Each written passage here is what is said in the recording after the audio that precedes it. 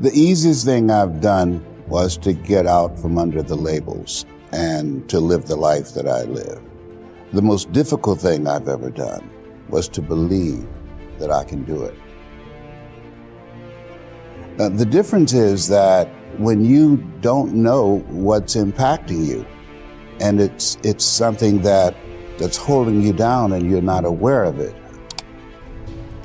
There are things that when you, in my situation, when you live in a dominant culture that is designed to destroy your sense of self and your belief in yourself, and you have to learn ways in which you can begin to connect with this power that you have within yourself to handle where you are. The key is to be constantly in a perpetual process of discovering the truth of who you are and fighting constantly to look for ways in which you can escape the inner conversation. Between ages 0 and 5, we determine what's available to us and what's not available to us. And so that was a defining moment. I knew there are certain things I could not do, certain places I could not go. They used to have signs on Miami Beach that said, Jews, dogs, and coloreds not allowed.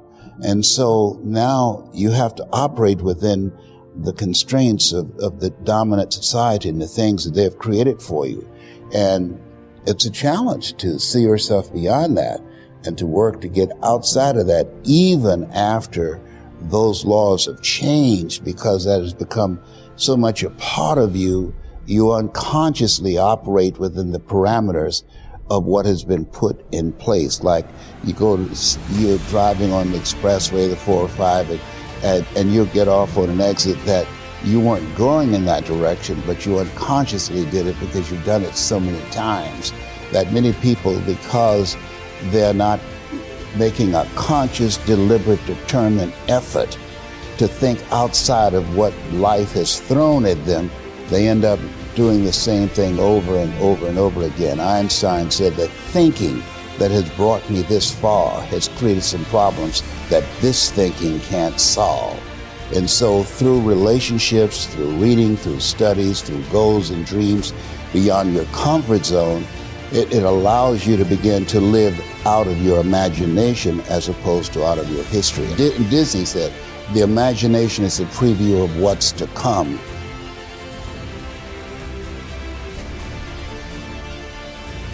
They have to expose themselves to something that will give them a different vision of themselves. And in addition to that, they have to put themselves in a community of what I call OQP, only quality people.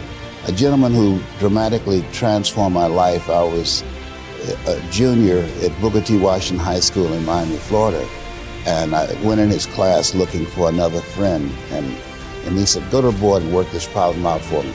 I said, sir, I can't do that. He said, why not? I said, I'm not one of your students. He said, do it anyhow.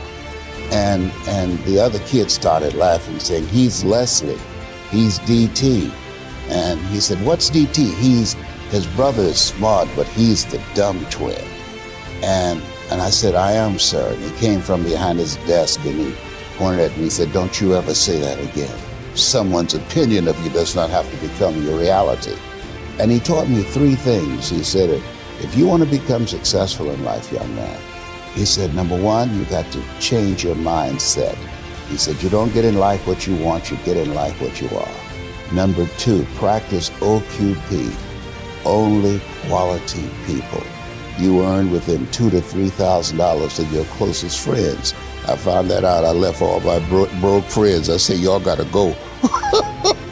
Because I used to be so broke, I'd pass the bank and trip the alarm, you know? And the 3rd thing he said, develop your communication skills, because once you open your mouth, you tell the world who you are. He said, those are 3 major things that you want to work on that will liberate you from living in Liberty City, living in poverty in Overtown. It will help to escape out of where you are right now, because I see you watching me and I know you want more. I can see the hunger in your eyes. You get hungry by finding something that's you. I believe that all of us are born unique, but most of us die copies. You got to find out what is it that turns you on, what resonates with you.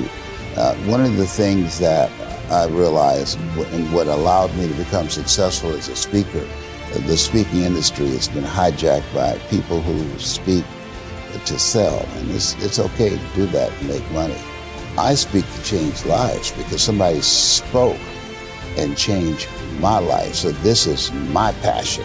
This is my drive. This is something that I feel in my heart.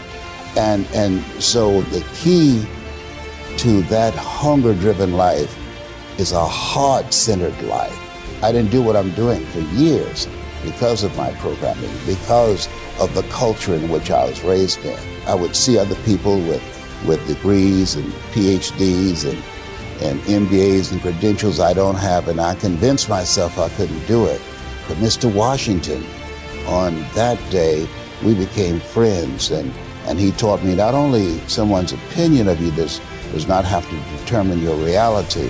He said that you have to work on yourself, and you have to have an unstoppable attitude, and no excuse is acceptable, and you've got to make it a priority, a non-negotiable in your life, and hold a constant vision of what it is you want to achieve. See it accomplished and go all out. Find a way to win in spite of the setbacks, in spite of the disappointments, in spite of your failures. I tell people when I'm giving presentations, you will fail your way to success. I have a saying, is life knocks you down trying to land on your back, because if you can look up, you can get up. And so those experiences of going after goals that's beyond your comfort zone, and having relationships that will challenge you, and surrounding yourself with coaches and mentors who can take you to a place within yourself that you can't go by yourself, because you can't read the label when you're locked in the box. And so those experiences, they challenge you to go to that next level and continue to move forward in your life, doing new and exciting things that eye has not seen, ear has not heard, nor is it in the heart of mankind what God has in store for you when you live a heart-centered life, deciding that you're going to live a life that will outlive you. You're going to live a life that counts, a life that will build a legacy and change the planet. You know, Horace Mann said, we should be ashamed to die until we've made some major contribution to humankind. And so my goal is to make a major contribution to humankind.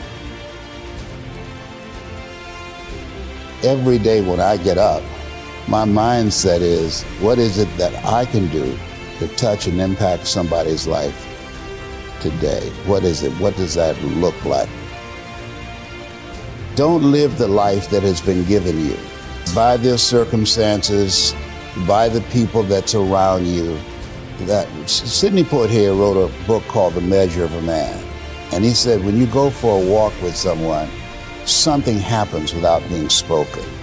He said, either you adjust to their pace or they adjust to your pace. Whose pace have you adjusted to? And so there are things that we pick up and we think that they're our choices, but they're the choices that we've been programmed by life to do. When we leave our homes in the morning, we're bombarded with over 6,000 advertising hits through Facebook, through Twitter, through Instagram, through television, through our phones and through our communities, and through the computers. And so all of these things are impacting us every day. So if you don't have a program for your mind, then your mind is going to be programmed, and you'll find yourself doing things that you did not know, and that they affected you, that they, through marketing techniques and strategies, that they will create a thirst within you. I came up in an era that said if you built the best mousetrap, the world will be the path to your door.